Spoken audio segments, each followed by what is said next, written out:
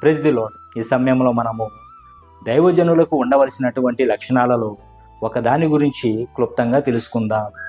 దైవజనులకు ఉండవలసినటువంటి లక్షణాలలో అత్యంత ప్రాముఖ్యమైనది ప్రార్థించుట.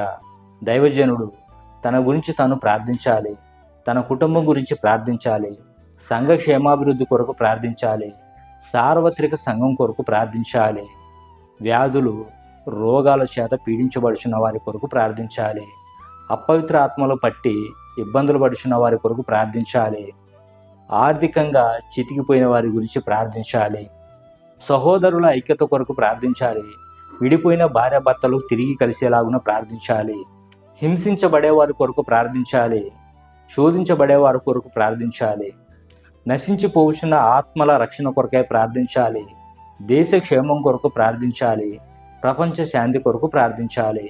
ఇలా ఏదో ఒక అంశం మీద దైవజనుడు ప్రతిదినం ప్రార్థిస్తూనే ఉండాలి. ఎవరు ప్రార్థన అవసరత కోరినా కాదనకుండా తప్పక వారి నిమిత్తమై ప్రార్థించాలి. ప్రార్థించుట దైవజనుని వంతు, కార్యమును సఫలపరచుట దేవుని వంతు. పనివాడు జీతానికి పాత్రుడు అని ప్రభువారు సెలవిచ్చారు. ప్రార్థించిన దైవజనునికి దేవుడు తప్పక జీతాన్ని ప్రతిఫలంగా ఇస్తారు. ప్రార్థించిన దైవజనుడు ఆ జీతంతో పాటు నేను ప్రార్థన చేయటం వలనే కదా ఈ కార్యం జరిగింది, కాబట్టి నాకే ఘనత చెందాలి అని అపవాది వలె నడుచుకొనకూడదు. కార్యము సఫలం చేసిన దేవునికి మాత్రమే ఘనత, మహిమ, ప్రభావాలు చెందాలి. దేవునికి మాత్రమే చెందవలసిన వాటిని దైవజనుడు కానీ విశ్వాసులు కానీ ఆశించకూడదు. దేవుని దృష్టికి పాపము చేయకూడదు. ప్రార్థన అవసరత కోరిన వారు తమకు విధేయులై ఉండునట్లుగా దైవజనులు ఎప్పుడు కూడా ఆశించకూడదు.